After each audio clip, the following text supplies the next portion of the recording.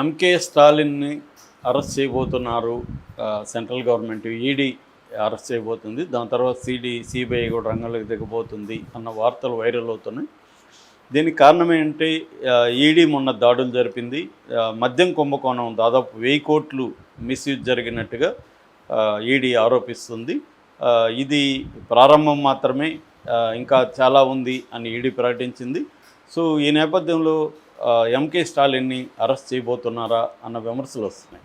అసలు ఏంటి మద్యం కుంభకోణం ఏంటి అనేది చూసినప్పుడు ఈడీ ఏం చెప్తుందంటే, తమిళనాడులో టస్మాక్ అంటారు. టస్మాక్ అంటే state marketing, Tamil Nadu state marketing corporation అనే సంస్థ ద్వారా మద్యం డిస్టిలరీస్ నుంచి తీసుకొని ప్రొక్యూర్మెంట్ అంటారు, అంటే ప్రొక్యూర్ చేసి దీన్ని డిస్ట్రిబ్యూట్ చేస్తుంది ఈ సంస్థ. దేనికి డిస్ట్రిబ్యూట్? రీటైల్ షాపులకి, బార్లకి చేస్తుంది. ఇది నెంబర్ 1 ఆస్పెక్ట్. ఈ తస్మాక్ సంస్థ అక్రమాలకు పాల్పడుతుంది. కొన్ని డిస్టిలరీస్కి మాత్రమే ఫేవర్ చేస్తూ ఉంది. For example SNJ, calls, Accord ఇలాంటి కొన్ని డిస్టిలరీస్కి ఫేవర్ చేసే విధంగా టస్మాక్ సంస్థ పనిచేస్తూ ఉంది. వాళ్ళ దగ్గర కిక్ బ్యాక్స్ తీసుకొని, అంటే డబ్బు తీసుకొని వాళ్ళకి ఫేవర్ చేస్తుంది.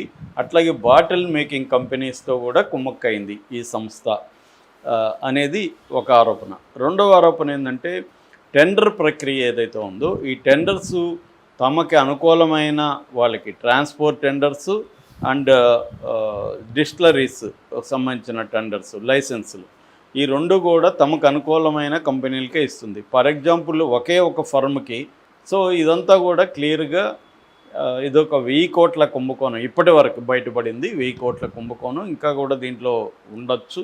ఇప్పటి వరకు 1000 కోట్ల కుంభకోణం జరిగింది అని చెప్పి ఈడీ అనౌన్స్ చేసింది. దీన్ని బీజేపీ అందిపుచ్చుకొని ఇటు బీజేపీ స్టేట్ ప్రెసిడెంట్ అన్నామలై కానీ, అట్లాగే జాతీయ నాయకుడు అమిత్ మాలవీయ కానీ, తర్వాత బీజేపీ ఎమ్మెల్యే వనతి శ్రీనివాసన్ కానీ, వీళ్ళు దీన్ని పెద్ద ఎత్తున ఇప్పుడు ఇష్యూ చేస్తున్నారు. నిన్న యాక్చువల్గా తమిళనాడు అసెంబ్లీలో బడ్జెట్ ప్రవేశపెట్టారు.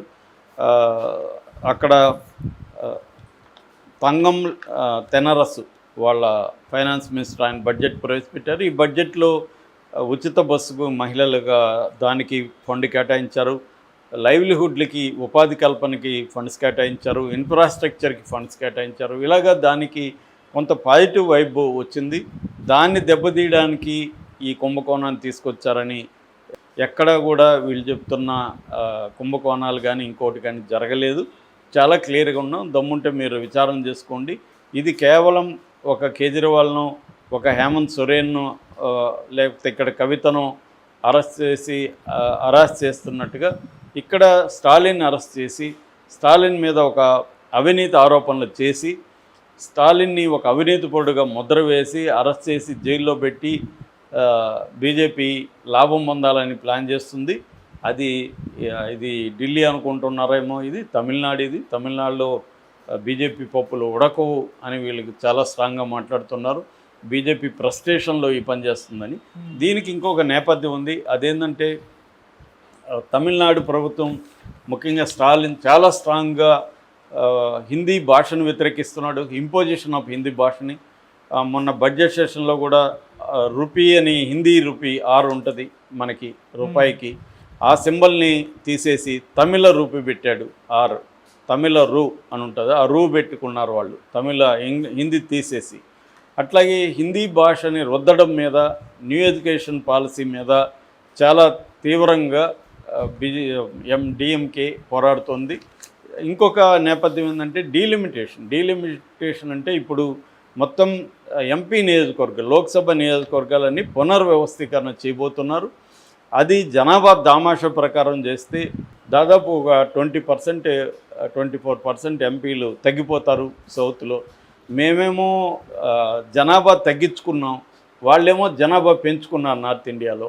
సో వాళ్ళు పెంచుకునే దానికి వాళ్ళకి బహుమతి, తగ్గించుకునే దానికి మాకు శిక్ష అనేది వీళ్ళు మాట్లాడుతున్నారు. రెండోది 31% జీడిపిలో సౌత్ నుంచి కాంట్రిబ్యూషన్ ఉంటే 90% పాపులేషనే ఉంది దేశంలో.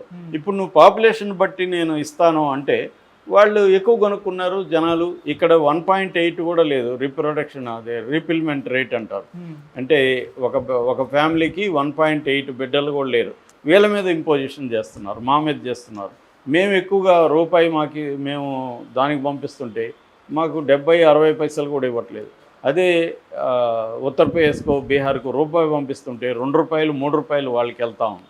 అంటే గవర్నమెంట్ ట్యాక్సులు స్టేట్ల నుంచి ట్యాక్స్ ఎంత అందుకని కేటీఆర్ లాంటి వాళ్ళు కూడా ఇక్కడ ఫైనాన్స్ని బట్టి ఏ రాష్ట్రం ఎంత కాంట్రిబ్యూట్ చేస్తుంది జీడిపికి అనే దాన్ని బట్టి మీరు డివైడ్ చేయండి, జనాభాను బట్టి ఎందుకు చేస్తారనేది వీళ్ళు మాట్లాడుతున్నారు. ఇక్కడ ఏమైందంటే తమిళనాడులో అన్ని పార్టీలు కూడా యునైట్ అయినాయి ఈ విషయంలో, డీలిమిటేషన్ విషయంలో. కానీ ఆంధ్రాలో మన కర్మ విషయానికి వచ్చేసరికి ముగ్గురు కూడా బీజేపీని వ్యతిరేకించే పరిస్థితిలో లేరు. ఇక్కడ మళ్ళీ కేటీఆర్ వ్యతిరేకిస్తున్నాడు, రేవంత్ రెడ్డి వ్యతిరేకిస్తున్నాడు. ఎందుకంటే కాంగ్రెస్ పాలసీ కూడా వ్యతిరేకిస్తుంది. సౌత్ ఇండియాలో ఇట్లా కర్ణాటకలో కూడా వ్యతిరేకిస్తున్నాడు, కేరళ కూడా వ్యతిరేకిస్తున్నాడు.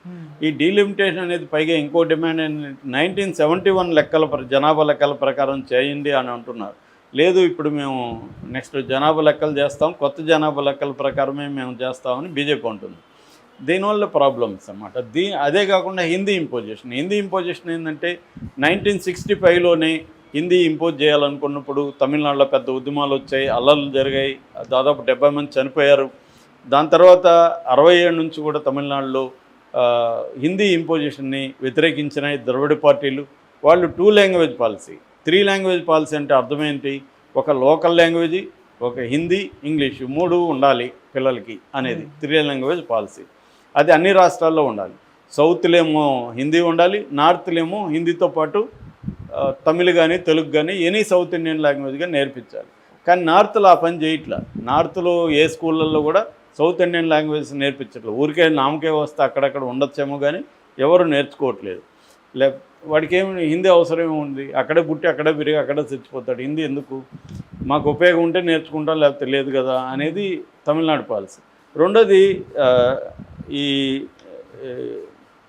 2 లాంగ్వేజ్ పాలసీ చేసి తమిళనాడు ఎడ్యుకేషన్లో నెంబర్ 1లో ఇవాళ ఇండియాలోనే నెంబర్ 1లో ఎడ్యుకేషన్లోకి వెళ్ళగలిగింది హిందీ అవసరం లేకపోయినా. కాబట్టి హిందీ నేర్చుకోకపోయినా మేము వెళ్తాం. రెండవది ఏంటంటే వీళ్ళు జాతీయ సమైక్యత అనే విషయాన్ని తీసుకొస్తున్నారు. జాతీయ సమైక్యతకి హిందీ అవసరం, జాతీయ సమైక్యతకి తమిళ్ అవసరం లేదా, తెలుగు అవసరం లేదా, మీరెందుకు తెలుగు నేర్చుకోరు, మీరు ఇక్కడికి వస్తే మేము హిందీలో మాట్లాడాలి, మేము అక్కడికి వచ్చినా హిందీ నేను బాంబేలో 6 నెలలు ఉంటే అక్కడ నేను హిందీలో మాట్లాడాల్సి వచ్చింది. వాడి కోడికి ఒక్క ముక్క కూడా తెలుగు అనే పదం కూడా పలకడు, వాడు మద్రాసి అంటాడు మనల్ని. సో మనకు కాలుతూ ఉంటుంది, ఎందుకంటే మద్రాసు కాదురా హైదరాబాద్ నుంచి వచ్చానంటే హైదరాబాద్ అని చెప్పడు, తెలుగు వ్యక్తి అని చెప్పడు, ఏ మద్రాసి తమిళ తెలుగు కూడా కన్ఫ్యూజన్ వాళ్ళకి, అది కూడా తెలుసుకోరు వాళ్ళు. లేదంటే ఈ మధ్య డీప్ సౌత్ నుంచి వచ్చారు అని చెప్తారు. మన రామ్ గోపాల్ వర్మ, మణిరత్నం లాంటి వాళ్ళు అక్కడ పోయి సినిమాని ఎలా చేయాలో నేర్పించినారు ఒకప్పుడు. అయినా కూడా వాళ్ళు సౌత్ అంటారు, రామ్ గోపాల్ వర్మని సౌత్ అంటారే కానీ తెలుగు డైరెక్టర్ అనరు. సో ఇది వాళ్ళకు ఉండే ప్రాబ్లం. సో ఇక్కడికి వచ్చినా కూడా ఒక్క తెలుగు మొక్క ఎవడూ నేర్చుకోడు. మన దగ్గరే ఉంటారు, వాడితో మనం హిందీలో మాట్లాడాలి తప్ప అతను నేర్చుకోడు హిందీ వాడు. కన్నడ అంతే, ఎక్కడైనా అంతే. ఈ ప్రాబ్లం ఉంది. సో దీన్ని తమిళనాడు వ్యతిరేకిస్తుంది. కాబట్టి ఇప్పుడు రేపొద్దున 26లో ఎలక్షన్లు వస్తున్నాయి. ఈ ఎలక్షన్లో బీజేపీ చాలా సఫర్ అయ్యే ఒక భయాందోళనలు బీజేపీలో ఉన్నాయి. ఎందుకంటే తమిళనాడులో లాంగ్వేజ్ అనేది వెరీ ఇంపార్టెంట్ వాళ్ళకి. వాళ్ళు చనిపోవడానికి కూడా సిద్ధం భాష కోసం. దాన్ని డిఎంకే కూడా రాజకీయంగా ఉపయోగించుకుంటుంది. ఖచ్చితంగా రాజకీయ పార్టీ రాజకీయాలు చేయకుండా ఏం చేస్తుంది, ఉపయోగించుకుంటుంది. సో దీనికోసం అవినీతి కార్యక్రమం తీసుకొచ్చి ఒక కుంభకోణంలో ఈ ఇరికించి అరెస్ట్ చేస్తే తిక్కగోదురుతుంది అన్నట్టుగా బీజేపీ ప్లాన్ వేస్తుంది. కానీ తమిళనాడులో వాళ్ళు చెప్తున్నట్టుగా పప్పులు ఉడుకుతాయా లేదని